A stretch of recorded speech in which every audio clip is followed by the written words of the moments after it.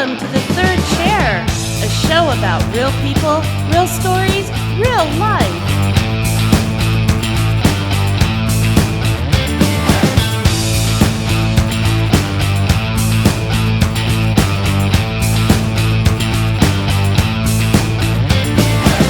And here are your hosts for The Third Chair, Peter Grigg and Doug Bazeski. Hi, and welcome to The Third Chair. Adversity, a state of serious difficulty or misfortune, and it totally sucks, and we all experience it. I'm Peter, and this is Doug, and we're about to question real people to find about stories that inform, inspire, and entertain. Together, let's learn from others' experiences and mistakes. We promise our guests won't hold back any of the good, juicy stuff. So, Doug, what kind of people do you want to interview for the show? I want a wrestler from the WWE. Oh, wow, that'd be great. We only have to ask one question and take the whole time period. Yeah, but then they're going to pick you up and throw you onto the floor on camera. Well, I was hoping they'd pick you up, but yeah, throw you on the floor. Yeah, we'll see if that ever happens. Yeah, probably some athletes, hockey players, baseball players. I'd like to interview some artists, some musicians, some rappers, some creatives. Yeah, I would like to get some authors on the store. Like this one female author, I read the one book she wrote with her father about an axe murderer, and now she's written a book on the history of our axe murderers. Wow. And, I thought, wow, wouldn't that be an interesting interview? Maybe we'll save that for Halloween in the following year. Yeah. So tonight we've got a special guest, and I would put her in the category of a strong woman. Oh, good. Well, all women are strong, so that's a big category that you're talking about, Peter. I think it certainly makes the world go round. Let me tell you about her. Our special guest tonight for episode 1 of The Third Chair is Melissa Lantz. Melissa's earned a bachelor's in business management and a master's in exercise science. She owns and operates 3 Round Kickboxing studios here in town, and she's an entrepreneur who has started multiple businesses. She's a certified fitness trainer and has 3 kids and has competed as an amateur female bodybuilder. When she's bored and has nothing else to do, she decides to write books, including the one she's about to release that has a working title called The Fighter's Mindset. She's covering a lot of our lists. She's covering a lot of our lists. So let's please welcome Melissa to the podcast. Welcome, Melissa. Thank you, Peter. Thank you for having me. It's great to have you here. So I will get right into the questions because our fans are dying to know some things. So you're a female bodybuilder. Would you technically amateur or professional? I don't know how. I would say amateur right now. Okay. And how long have you been doing that? I've been competing professionally for about 7 years now. And before that, was there a period of time where you had to train to get to that level of fitness? That's a great question. So I'd like to say I've been training my entire life, as in being physically fit. So I've been doing some sort of physical fitness, and that started in the military with me. That really kind of got that bug inside of me where I wanted to become better. Sure. So I just started working out, lifting weights, and then the natural progression after I became a personal trainer was to compete. Wow. And I am trying to, I know you are super busy. How do you schedule all the workouts for being a bodybuilder, competing to be a bodybuilder? That's a question I get a lot, Peter. They ask me, what competition am I going to be doing next? And what I tell people is I don't ever work out to get on stage. It's about the journey, actually. So I'm going to do it anyways. Fitness is a big part of my life. I train or work out daily anyways. The award or the reward at the end just happens to be getting up on that stage for those 30 seconds. Sure. Yeah. So do you actually take any days off, or are you doing something athletic every day? I like to get my heart rate up at least 30 minutes a day, whether that's through a 9-round workout, a weight workout, or just taking a hike. 30 minutes a day, I like to elevate that heart rate or be active, doing something every day. Yeah, I like to do that as well, beating my children to the fridge. And are you doing any sort of special diet? I mean, we've all seen Rocky, where Rocky's guzzling eggs. Do you do anything like that? I don't guzzle eggs, but eggs is one of my major food groups. I love eggs. I don't drink them. There are a lot of bodybuilders or people that do. Not one of my specialties. I do not enjoy drinking eggs. But as far as a diet, I like to say I think everybody's on a diet. It's just we all eat different foods. Like I said, I've been doing it for 7 years. It's just become habit. So a lot of meal prep, planning what I'm going to eat daily, and it is similar foods, but they're all healthy foods, very clean foods. I'd like to say I'm about 80-20, so 80% of my meals are on track, and then I do have those celebration or little cheats, those comfort foods, about 20% of the time. So do you have like a giant fridge filled with all these pre-made chicken and brown rice and broccoli, so that you have your 6 meals for the day? Do you do things like that? Another great question. So I am an entrepreneur. I am a mother. Yeah. I like to have things planned ahead of time, so it minimizes mistakes, it minimizes error, it minimizes thinking time for me. So just like my clothes today, the black and the blue, I don't have much variation in my wardrobe. Just like in my food, it allows me to have additional time to do more creative things, to create additional things. I am busy. Business takes precedence. I don't want to have to think about what I'm eating every day or wearing every day. That makes a lot of sense.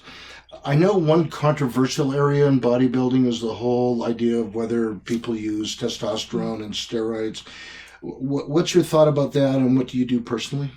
What others do is really none of my business, but personally I do it naturally. Hard work and diet can play a big role in the results you want to achieve. So if there a lot of the nutrients and those things that we need to build our muscles bigger can come from our foods from natural sources. So that's what I prefer to do.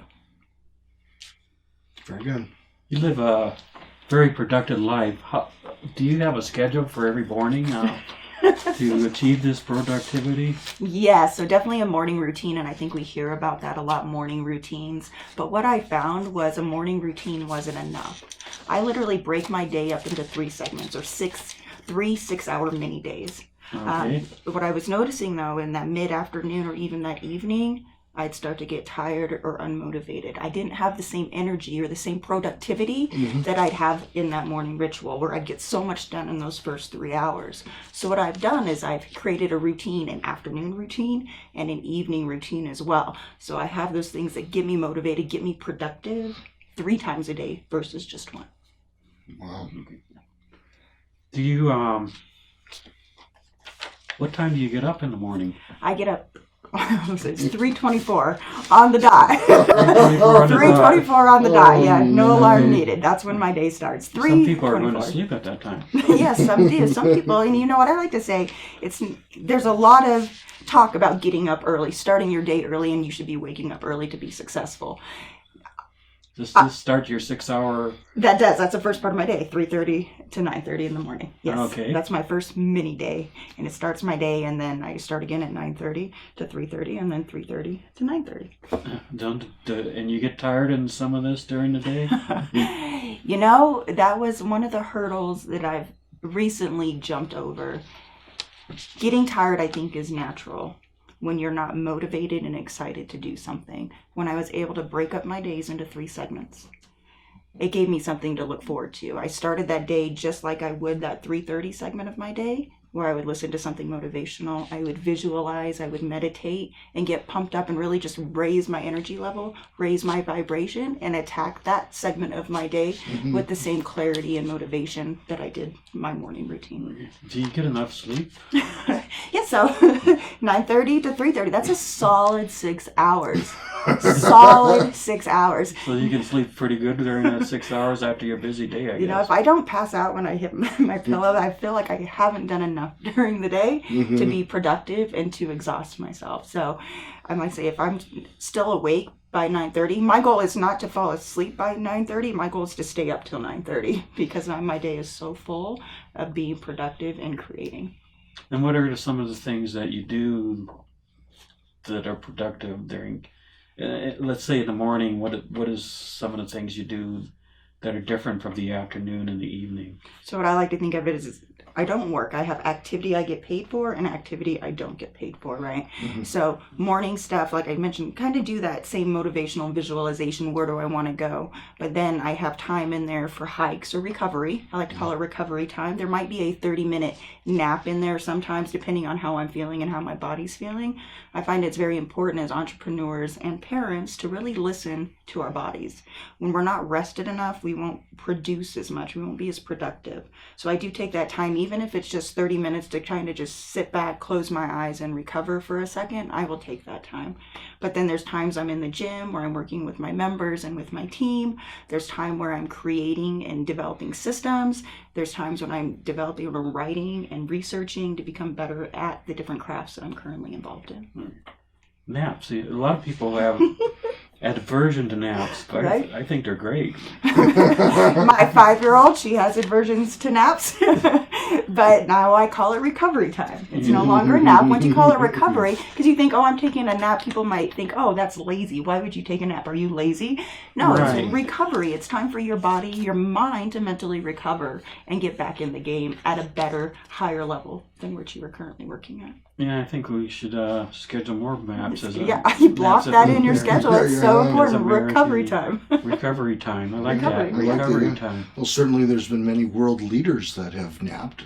Yeah. You know, Yes. Winston Churchill is my favorite that napped. Ronald Reagan, and he got widely criticized for it, and I'm like, oh, I think he's smart. Right. Because you recover, you know? Exactly. I mean, who says we have to be like 15 straight hours, you know? Some, and like a farmer in the heat of the day, you know, out there. Right? You don't. Yeah. And you lose productivity, you lose creativity, and you just don't perform at your best. So if it's recovering on my bed with my eyes closed and my head back, or I've noticed in my afternoon time before I hit that 3:30 mark in the afternoon, I will go take a walk outside, get some vitamin D, just to allow myself to kind of recover and get back in the game.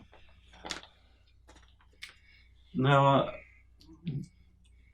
since you work out so much and everything, you have advice for other people, like overweight men and women over 40? They often feel it's hopeless for them to start exercising. What can you say to them, since you run a gym? And That's a great question, a really great question. And I think why people hesitate so much to come in is anxiety. They don't have the answers. They're nervous. They've stopped. And I like to say the first step is always the hardest step. The way you break up that anxiety is through action. You got to take that first step, whether it's into a gym or putting those shoes on and walking around the block. You just got to take that first step. And from there, it's just about consistency. Consistency is key. Doing a little bit every day. Set the bar low at first, right? Mm-hmm. You haven't worked out in 5-10 years. You're overweight. Okay. Well, let's Yeah. put the shoes on. yeah, you're not going to do a marathon that day. You're right? not going to do a marathon that day, but you can walk around the block that day. Start Right. small. Start building those habits, and every day you'll just progress and progress and progress. And before you know it, hey, you may be running a marathon. Well, I've noticed at 9 Round, there are many of us over 40 there, and it is amazing what kinds of results you can get. Exactly. I think our oldest member is 74. Wow. 74. Oh, that's great. And she comes in every day. Every day, I would say close to 5 days a week, and she's in there giving it her all. And you wouldn't know, because you'll see her at 70 and an individual at 40, and she has more energy than those 40-year-olds. Age is, like I like to say, is just a number. Don't allow your age to limit what you can do. Your 9-round model is mentally and physically stronger in 30. Is that 30 years? Mentally and physically stronger in 30 minutes. Oh, okay. Just 2% of your day. 2% of your day you can come Okay, in and that's right. become stronger in just 30 minutes. I'm assuming like 3 times a week as well. We like to say start 3 times a week and then progress that, continue to level up as you condition your body and get into more to the habit of working out. Progress to 4 or 5 days a week. Well, excellent. We're going to take our first break, and when we return, we are going to ask Melissa, who, amongst other things, is an author and is preparing to publish her first book. We'll talk about her first book when we come back.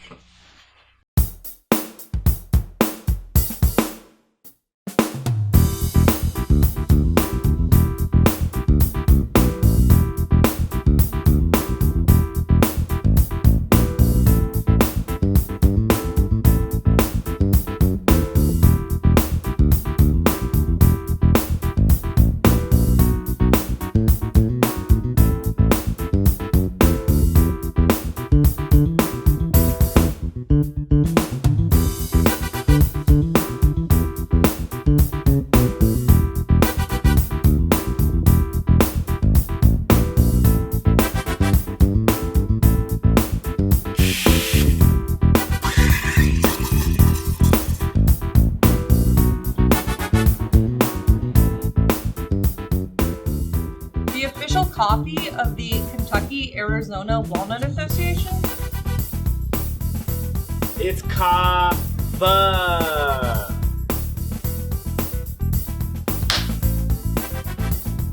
The national coffee of Kawasaki, Japan? It's kava. Hiya! Is it the secret elixir of the surfers in Hawaii? Or is it the secret island recipe of Kona, Koala, Kauai, or Cola? It's kava.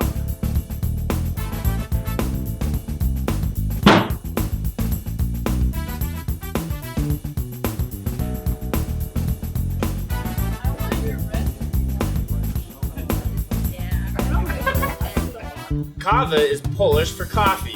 And here at Kava Coffee, we focus on serving a delicious, high-quality cup of coffee in a space where love, coffee, and people mix into the perfect blend.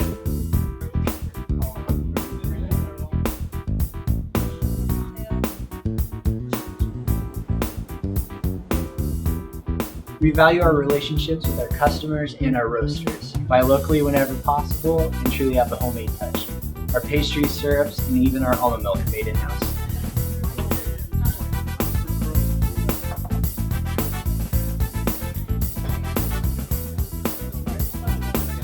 So come on in, relax, get some work done. Enjoy the Kava community, some encouraging words from the Kava Coffee Gang.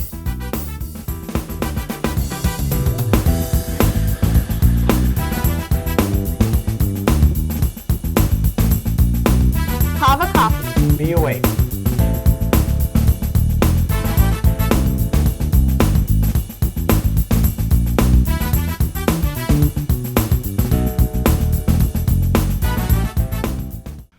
Welcome back to the third chair with our special guest, Melissa Lantz. So, Melissa, I know you're an author. I know you wrote a thesis for your master's, something about, what, pregnant women exercising or something? That's correct, yes. Yeah, that's fantastic.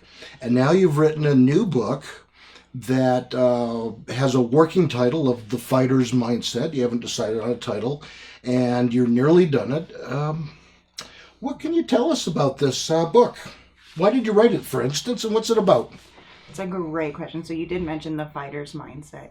It literally is a book that takes the reader through my struggles as an entrepreneur, as a mother, as a single mother, as a woman in general, just trying to find herself and allow the fighter that's so deep inside of us that somehow gets lost as we grow up into adulthood, finding that fighter and really igniting that fighter within and allowing that person to surface, our true individuality, the person that we truly are, to surface and attack life.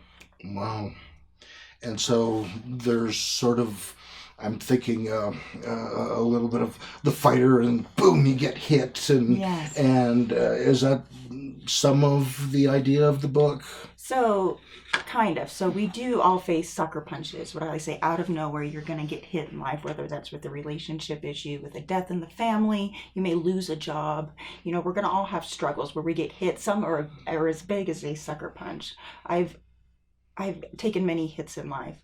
Mm-hmm. But the difference between people taking hits and a fighter taking a hit, a champion taking a hit, is they're going to get back up. And what this book goes into is how to get through those hits with grace and come back up fighting and getting into that next round.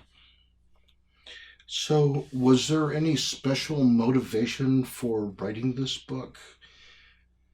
You know, I'm a strong believer in mentors, and I've always had the idea that I wanted to write a book. There's been all these thoughts and lessons that I've learned, but it was a real struggle for me, Peter, honestly, to put what I was going through onto paper.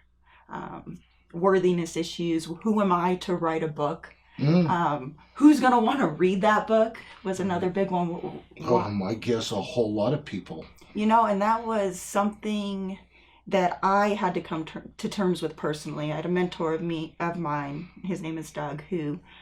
You're surrounded by Dougs. who helped me understand the bigger picture, that the things that I've gone through aren't unusual. Whether it's a divorce, a loss of a parent, struggles with my children, struggles in business, that's not abnormal. Other people go through those things. The difference is I've found ways to come out of them stronger and as a fighter, claiming a champion title. He told me what really kind of set home for me was, he told me I have a prescription for other people and I have an obligation to share my story because it's going to help somebody else who's going through a similar situation get through that situation a bit better. Isn't it amazing how sometimes we have these feelings like, who am I to share this? Or some people even call it the coaching imposter syndrome. It's like, somehow we think we don't have a message or that we're not worthy of sharing a message. Exactly. And I think that's part of the journey.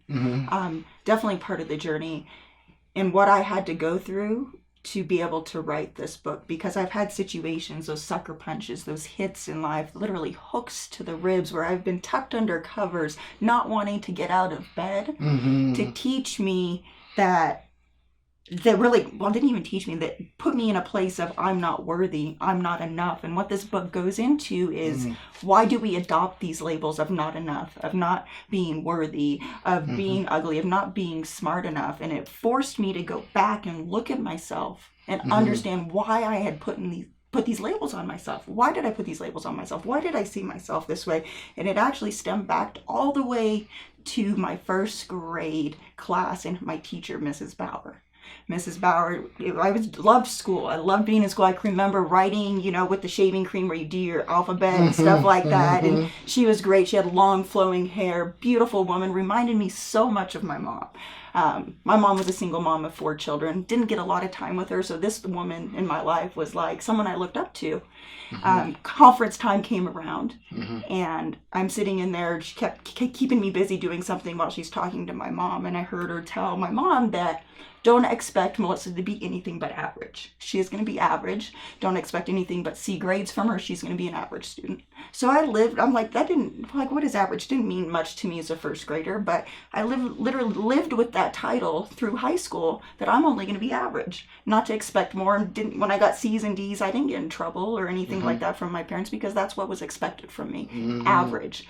But I knew deep down, I had that feeling that there was something more in me. I admired the students that were getting the A's. I wanted to progress into something more, but I always had that label of being average. Do you find that experience was difficult to look at when you wrote that actually down on paper? That on top of other labels, absolutely. Sure. Whether I've had a few failed relationships, and I say failed, but I learned a lesson through them. But going back, looking at them, part of that was being average, not being enough, not being worthy, which I wouldn't say forced me into these relationships, but attracted these types of individuals into my relationships that I allowed to treat me this way because of the labels that I had been given myself, or my environment or people around me had given me. So it sounds like, and if I'm putting words in your mouth, you let me know. In part, you wrote this book for yourself, but also very clearly for other people too. Peter, one of the benefits, I won't even say benefits, one of the things I enjoy most about being at 9 Round, or just working in the fitness industry for the last 10, 12 years, is I get to come in close contact with many people. And I like to say your personal trainer is your therapist, partially, and they open up to you and they share with me their struggles they're going through. And what I noticed is a lot of people, not just myself, have labeled themselves just like I had labeled myself. I had accepted labels placed on me, whether it was unworthiness, ugly, not being enough, being a failure. These same people, all these people would come to me with the same types of issues. Wow. And they just didn't have an answer, though, on how to get past or to rip that label off of them. Wow. I'm going to ask you a question about another book that I bet you've read, or at least know something about, Man's Search for Meaning, by, was it Frankl? Yes. Who was a concentration camp survivor and a psychiatrist. And he hypothesizes that the main search of mankind is not for happiness or pleasure, but meaning. Did you write this to find meaning for yourself or to help others find meaning in life? And great book. I just started it, by the way. Uh-huh. And I can't believe I haven't read that book sooner. I'm totally shocked you haven't. Since you don't sleep, what do you sleep 3 hours a week? Yeah. I love reading, but after you had mentioned that book to me not too long ago, someone else had brought it up in another presentation that I was looking at. I'm like, man, I need to pick up this book. So I started reading Can't Put It Down. Mm-hmm. Great book. Mm-hmm. But back to meaning. So yes, as I've been writing this book, I've always searched for meaning or purpose, right? Mm-hmm. And throughout this, and it's a struggle I think we all go through. What am I here for? What am I supposed to be doing? But what I've realized, there is no real purpose outside of consistently, persistently, without quit, pursuing your potential. Every day, showing up and giving your best. And whatever you're doing, whether you're taking out the trash, filming a podcast, showing up to work, you're the garbage man, you're the mailman, whatever it is, as long as you're doing your best every day and using your talents and gifts, you find purpose in what you're doing. Tell me about the name of one of the chapters or an idea of how you've sort of outlined this book. Is it by story and time in your life, or is it more on a topic, or how did you approach that? So that's great. So throughout the book, there are stories of struggles or challenges that I've faced throughout my life that I've integrated into the chapters. But it goes through everything from sucker punches, those hits that we take, the labels that we've kind of accepted in our life, how to remove those. It talks about tools and techniques as a fighter that you'll use to make sure you finish that round. There are multiple rounds in life. We have to get in the ring, we have to fight, and then ultimately how to perform as a champion and keep the title of champion through life and really attack those sucker punches, because we're going to get hit. We're always going to get hits. Are going to come, especially if we're progressing. Like say, you should always be progressing if you're pursuing your purpose or your meaning, which is to pursue your potential. If you're consistently pursuing your potential and trying to level up, you're naturally going to get hit. Right? You're going to get those sucker punches. But if you can handle them with grace and with the tools and techniques I show in this book, you're going to come out ahead. Excellent. Well, we're about to go to a break, and so I want you to think about this question for when we return, and that is, who is your intended audience for this book? Or perhaps another way, who do you think would benefit from it the most? Sure. So with that, we will take our next break.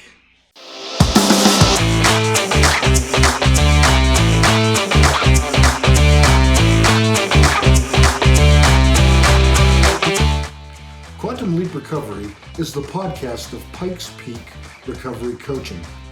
The podcast is researched, narrated, and facilitated by me, Dr. Peter Gregg, a licensed physician in long-term recovery and recovery coach. I will interview guests, but also bring to your attention the latest medical findings and advances. I want to connect with others and get input from the listeners. Insights and topic requests will be shared and acted upon. So why the name Quantum Leap Recovery? What's a quantum leap? Well, the Merriam-Webster Dictionary defines it as an abrupt change, sudden increase, or dramatic advance. For example, the experimental medication proved to be a quantum leap forward in treating cancer. Recovery can occur as regular baby steps and/or at times by quantum leaps. We are going to talk about the many roads, pathways, and timetables to recovery. A personal quantum leap sometimes occurs when we find an unfamiliar approach to our problem. So, join us on our podcast and support us on Red Circle.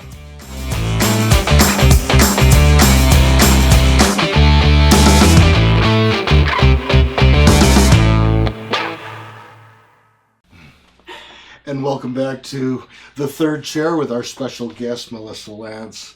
And when we went for the break, we asked the question of Melissa, who is just finishing up her book. Who is the target audience, or do you have a target audience, or how are you feeling about that? Who do you think would benefit the most from it? I think there are so many people out there that have taken hits, punches, that are currently down on the ground, that counter's going off, that ref is in the ring counting down that match, and they are hopeless. They're looking up, knowing that they want to get up, that they have that feeling of, I want more, there's more in me. Mm-hmm. That's the person I'm looking for. The person who has that need, that desire to level up, to rise up from where they're at. They just don't know how to do it. They just don't know how to do it. This book is going to provide those answers for them on how to rise up, to level up, and to get back in the ring and get back in the fight and win. All right, very good. I read a book by Muhammad Ali, biography, and he said the hardest thing was when he got knocked down was to get up again in a fight. He said, yeah, it would have been just easy to lay there on the ground, and couldn't think straight, but he said you had to fight that and fight your instincts and get up and start fighting again. Exactly, because naturally I think we want to go to that place of survival and take the easiest route. We don't want to get up. It's going to be hard. And what I've noticed is adversity, those hits, and this is what it's taught me, those hits, that adversity has taken me to that next level. It has allowed me to grow. If I didn't get back up after getting hit, I never would have learned those lessons. I never would have developed. I never would have leveled up to become the fighter I am today. Now, we've been talking about the book you wrote, and then someone told me CEOs read about a book a week. Do you do that? I do. At least a book a week. At least a book a week. It's a big part of who I am. So what kind of books do you read? So a lot of personal development books. I like to say whatever your top 3 priorities are, where you want to level up in most. For me, I enjoy kickboxing, I enjoy fitness, obviously business, and my spirituality. So I like to read books that pertain to those particular subjects because you want to continue to grow and challenge yourself and develop. Is there any particular book that you liked more than others, or one that you think is really special? Sure. So Outwitting the Devil. Outwitting the Devil. Oh, Yes. That sounds interesting. That's an old book. Right. Now, we've all heard of Napoleon Rich's Think and Grow Rich, right? Napoleon Hill's Think and Grow Rich. That's usually one of people's top books to go to, but I wasn't aware that he wrote Outwitting the Devil as well. And it was one of those ones that just kept popping up and people telling me to read. Wow.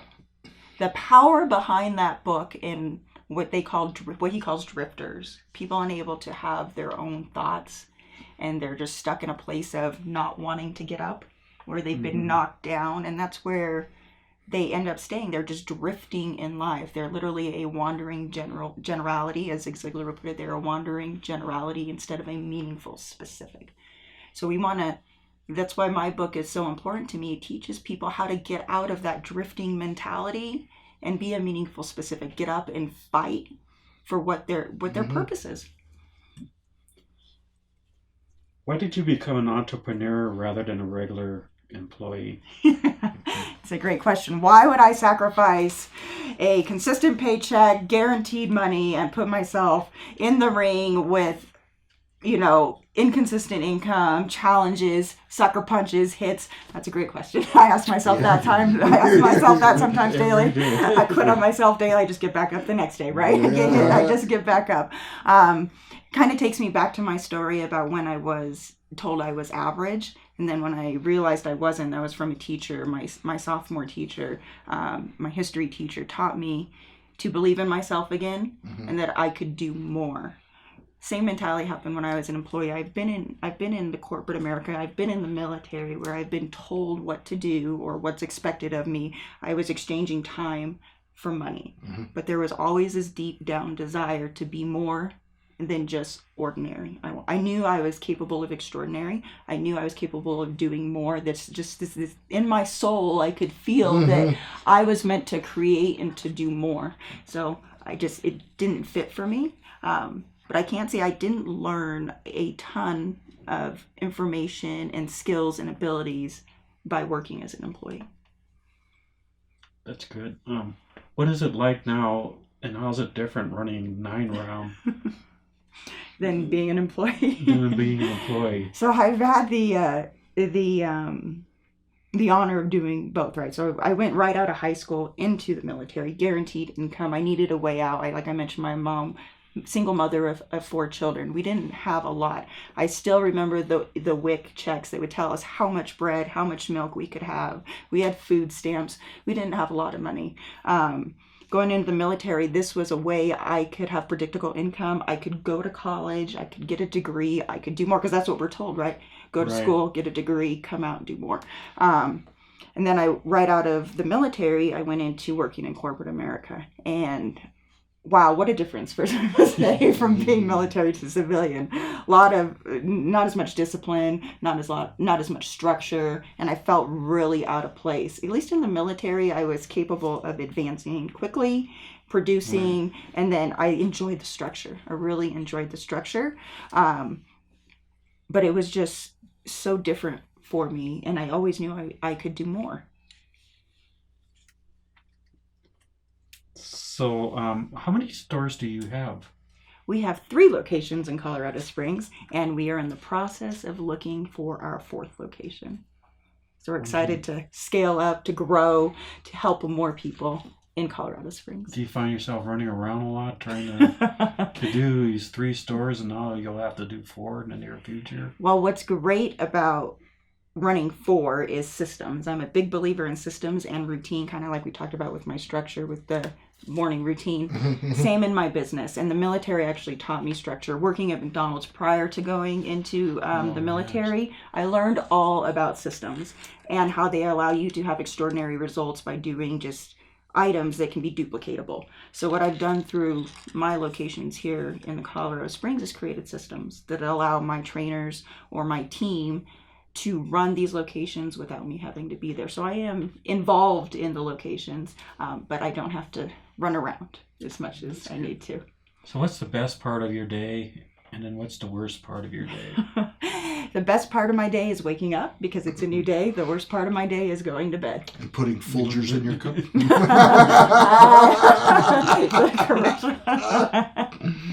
Has the COVID virus made more challenges running your business? I think I thrive in challenges, and because they require.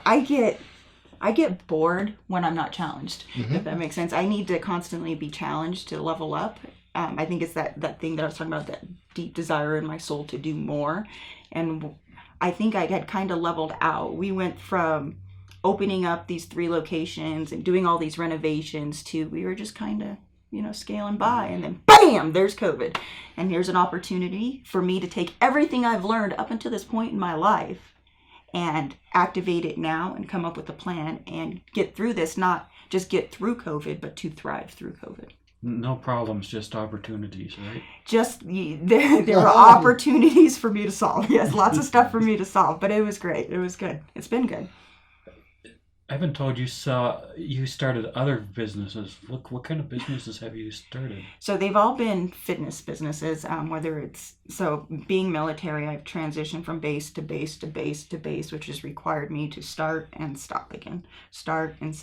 So it's allowed me to kind of develop systems again, but also kind of see where my interests lie and continue to develop me as an individual. So whether it's all been like boot camp businesses, outdoor, indoor, online business as well. I've done online fitness just because I kept moving so much. I wanted to still be able to reach my members that way.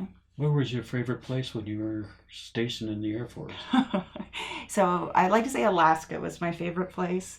Up in Anchorage, it's just absolutely beautiful. But I tried to make the best of every location I went to. I've been in Iraq, which was totally a different world when you're, have your Kevlar stuff on and you're being bombed daily.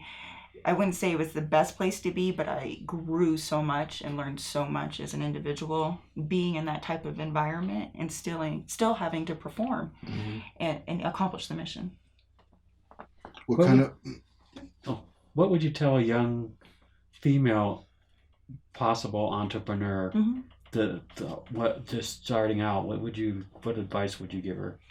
Man, I would tell her to wrap up, get those wraps on, put on those gloves, and get ready to enjoy the fight. Because it's about the journey. It's not about the end result. Business in general is not about, making money. It's about the journey and the process. And you got to be in it for the journey. You got to enjoy doing the everyday and getting through the everyday. So literally wrap up and get ready. Now you have kids. Yeah. How many? I have 3 children. So how do you set aside time for them in these 6-hour segments?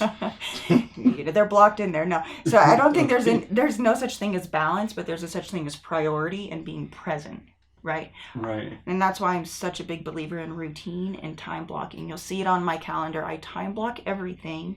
So I'm allow myself to be present in the moment. So obviously my 18-year-old doesn't need as much time as my 5-year-old does. But they are all time blocked and their family time is prioritized for me. So I'm not thinking about work, or I'm not thinking about my workouts or being on stage when I'm with my children. Or at work, likewise, I'm not thinking about my children. Obviously, they're always in the back of your head, but I'm more focused on being present in the moment. So Peter, what are we going to talk about when we come back? Well, that's very good. When we come back, we're going to ask Melissa to elaborate on the idea that she seems on the one hand to promote and push self-improvement, but on the other hand promotes and creates really good systems, something that she has to do as an individual, something that she has to do with a team. And we'll get her thoughts on that when we come back. We'll get back to our guest in just a moment. But Do you have a story to tell? would you, yes you, like to be a guest on the third chair? Send us an email and tell us about yourself and your story. And please follow us on social media. Now back to the episode. So, welcome back to the third chair with our special guest, Melissa Lantz. Thank you for being here. Where we left off, we were talking about self-improvement and systems. They are both S words. And let's talk about systems for a little bit, because I've noticed, self-disclosure, I attend 9 Round and am a client there of Melissa's. And I have noticed that you have put a lot of emphasis on developing systems. And you had told me that this was actually relatively new since you became the owner. It sounds like there wasn't a lot before that. No, when you think franchise, Peter, you think business in a box, right? Yeah, business in a box. Right, you got a box and you got a business inside of it, but it lacked systems. Turnkey, ready to go. No, to their credit, though, they have started to develop a few systems, but not a lot, especially at the magnitude where you want to scale, where you have more than one location. They don't have systems in place to help business owners scale their business and open multiple locations.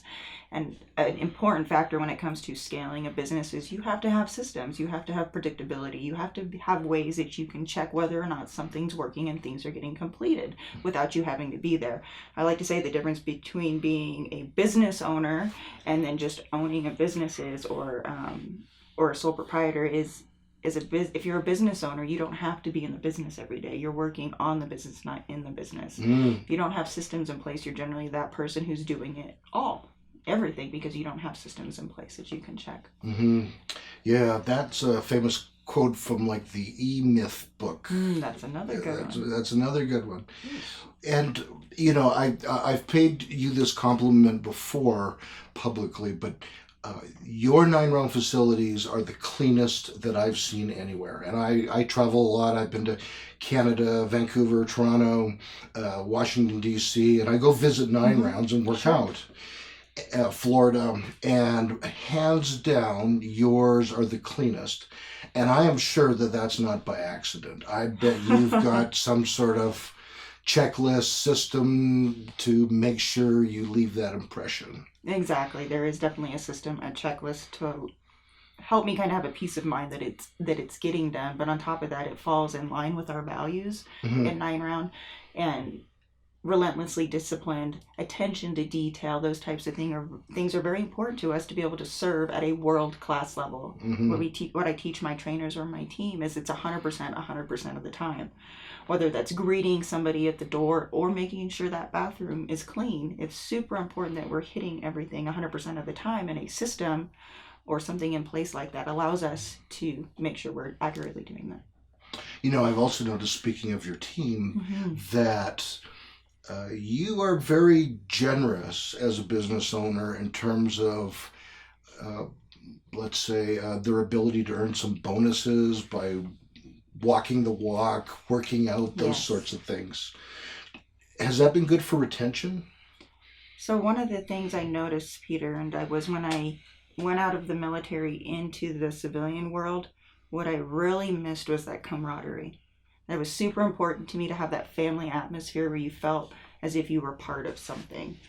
But what I've noticed as a business owner, it's hard to get people to, especially nowadays, just to come to work sometimes. In all honesty, it's challenging. But it's about finding the right people that you can get to buy into your vision or the bigger vision of what you're trying to do. And we have a very strong mission at 9 Round and vision with where we want to go and to change lives. Our mission is to change lives.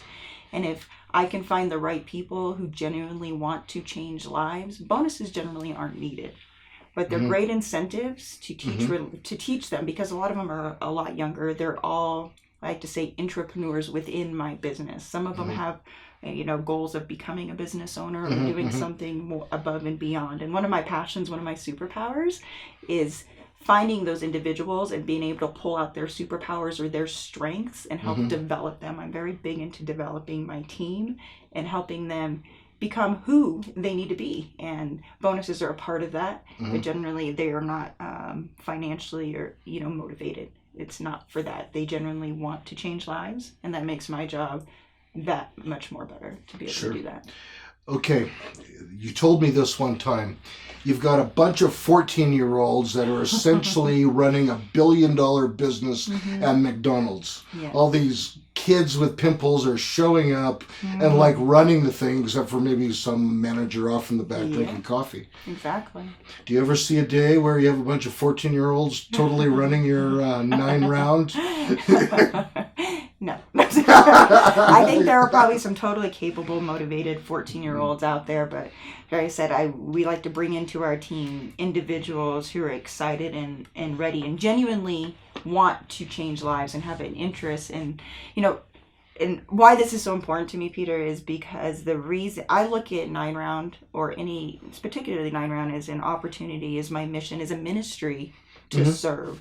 I lost my mom when she was only 48 years old. 48 years old, from things that I believe could have been stopped earlier and would have prevented her from dying at such an early age. You're talking about physical problems, medical disease. 48 years old. 48 years old.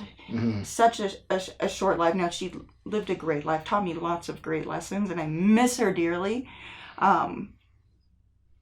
And I think what pushes me forward, Peter, to get through not so much a pain but a joy is, if it hadn't happened, and this is a lesson that's taken me a little bit in hindsight to go back and see, because everything I've noticed that I've done in my life, in hindsight, the challenges, those sucker punches that I've taken have been for a reason. My mom's passing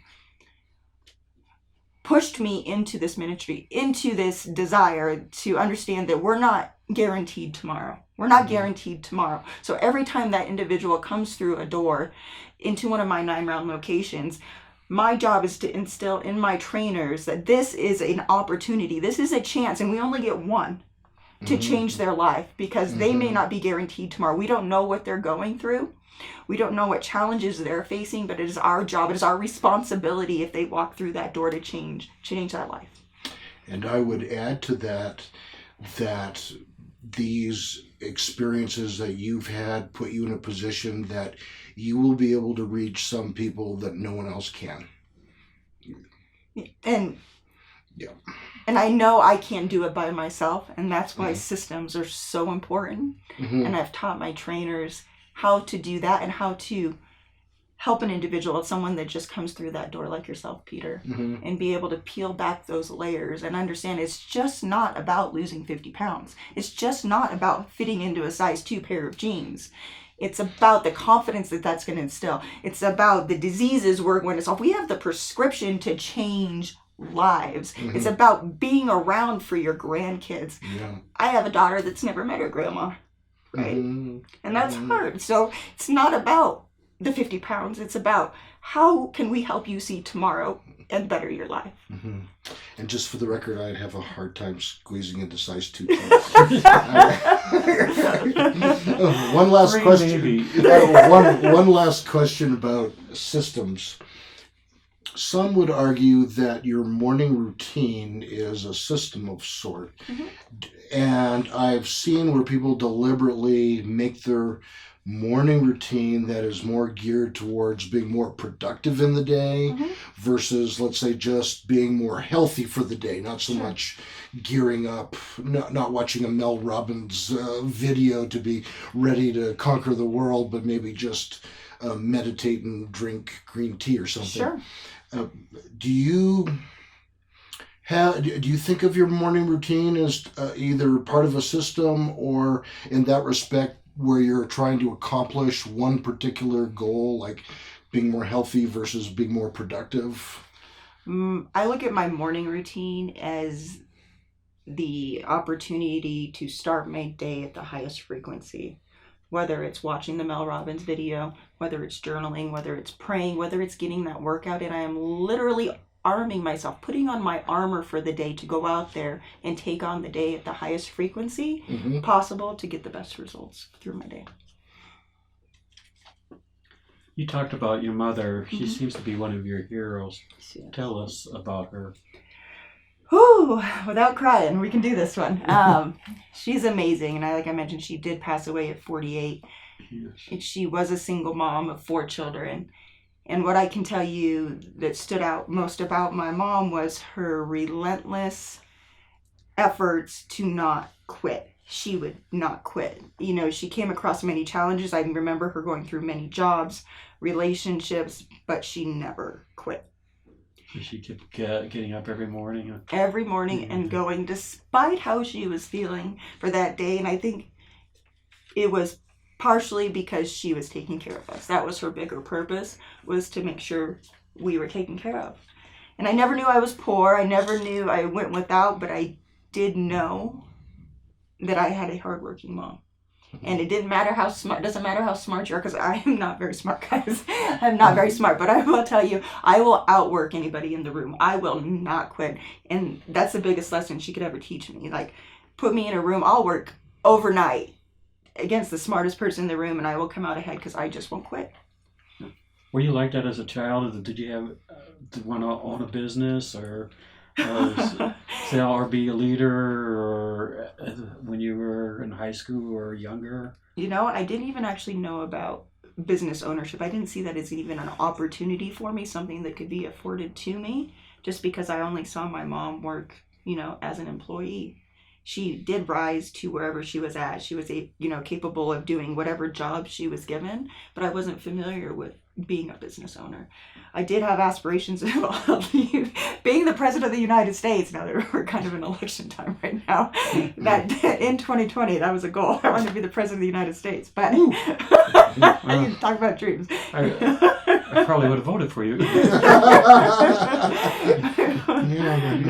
Maybe this will be the start of your campaign. I can't say I want to do that anymore. Did you later learn about business in the Air Force? No, I actually learned about systems in the Air Force, continuity, learned about systems working at McDonald's. But then again, it was just that gnawing, that deep down feeling that I was meant to do more and I was meant to give back. And every time I went somewhere to work, I always found myself feeling out of place. And I was always rising to the top quickly. I was always developing systems within those organizations. And I knew I was tired of exchanging time for money. Mm-hmm. And I wanted to be able to produce my own results, be in control, make those systems, and change lives. And that's where my mom came into play and how I got more interested in the fitness industry and changing lives through that type of vehicle. Yeah, you get on an airplane and the pilot's in there. You can see him in his little room and he's He's got this big list and like 50 items on it. Like, I don't know how he checks it. But sometimes they stop the plane. Did you ever get to fly a jet? I did not fly a jet. In the Air Force, I was actually responsible for like computer hardware, software, networking. I did advance quickly and went into more of like an admin assistant or a chief executive assistant for one of our high commanding individuals in the military, and I got to travel a little bit with that and kind of learn some new things, but never flew a jet. Would you like to? I've kind of been on a quest lately to do things that give me those butterflies, or kind of like, that feeling you get in your stomach, like, oh man, that's scary. So I get that feeling when you say that. So yes, let's fly a jet. Well, on that butterfly in the stomach note, we're going to go to a break. And when we come back, we're going to ask Melissa the question, aren't coaches for unsuccessful people? We'll be right back. We sure hope you're enjoying this episode of The Third Chair. Would you like to be a sponsor for The Third Chair? We would love to have you join us to keep the show going and also help your business. Send us an email about your product or company and let's talk. And follow us on social media. Now back to The Third Chair. Welcome back to The Third Chair with our special guest, Melissa Lantz. Thank you for being here. So, we ended on a question about having coaches and mentors. Aren't life coaches and mentors for the unsuccessful? Well, I want you to picture this for a second, Peter. You're in the ring, you're a fighter, or you're even watching a match. Who's wrapping the fighter's hands? Who's dabbing the fighter's head? Who's coaching them in the corner? Would you call those fighters unsuccessful? No. No, they have someone in their corner. They have somebody wrapping their hands, and that's just important in business or in life in general. You got to surround yourself with people that you want to be like. I'm sure we've all heard it. You are the sum or the average of the 5 people you associate with most, whether they're smokers, overweight, drinkers, successful, millionaires. You are the average of the 5 people you associate with most. So I guard my circle, those 5 people around me, like a wolf guarding her cub. I protect Killer it. whale, yeah. Exactly. So definitely, that's probably, next to enjoying the journey, the second piece of advice I would give to an entrepreneur, someone looking to be in business, is to have mentors, to have coaches, because it literally allows you to time collapse. They've already gone through the struggles, the sucker punches, the hits. Why wouldn't you want someone in your corner giving you advice, helping you get to where you want to be? You mean I don't have to experience those failures for myself? I can learn from others? Totally. You should definitely. You have to experience failure. You have to experience adversity to be able to grow. You can't purchase that or get that from somebody else, but you can definitely get an advantage and do it a little bit quicker. I was really surprised to learn that some very famous, very wealthy people, even to this day, have life coaches like Oprah or Bill Gates and many others. Yes. And so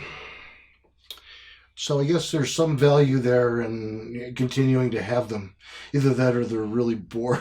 And I'd say that not everybody can afford to, purchase your friends. And I couldn't always purchase my friends at the beginning of my journey. But what you can do, Peter, is purchase a book. Or listen to even a YouTube video or podcast. That's all free information. There's so much information out there from individuals who are at where you want to be. So just go start there. And then maybe down the road you're able to pay for a coach or a mentor in that case. But start where you can start. All right. I was surprised to learn that you have 500 life coaches or something like that. How many different life coaches do you have?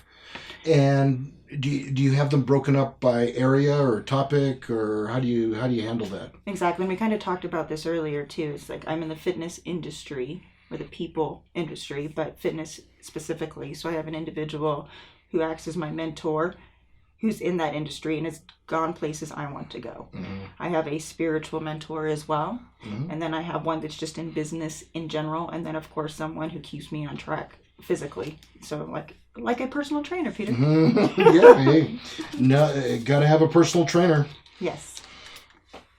What are some of your future plans? I know you're opening up another 9 round. Yes. What else are you planning to do in the near future? That's awesome. I like to say I never like to plan because God has an odd way of hitting me on the head and saying that's funny, girl, because whenever I plan, things tend not to happen the way I plan them. But I do have things in the works. I feel like I'm being definitely guided in certain directions from the help of mentors like we talked about. But the 4th location is up and coming. I've also, written the book that's going out there. And then I've also started coaching other entrepreneurs that are looking to develop their businesses as well. And then doing some coaching just as speaking as well. Is that so you can pay your coaches? Something like that.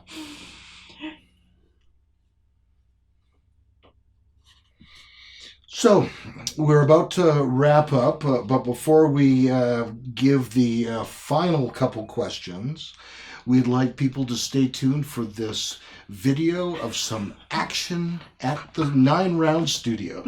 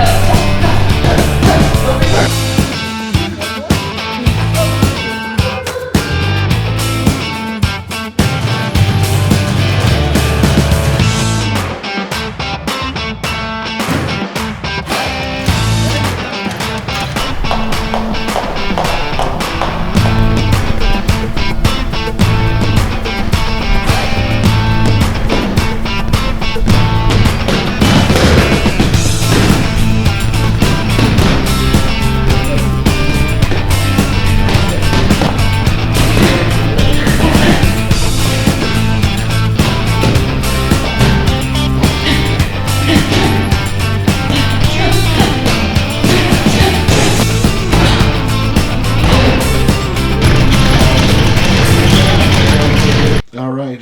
Oh, I got a black eye now. So, Melissa, how can people contact you? How can people try out 9 Round Kickboxing?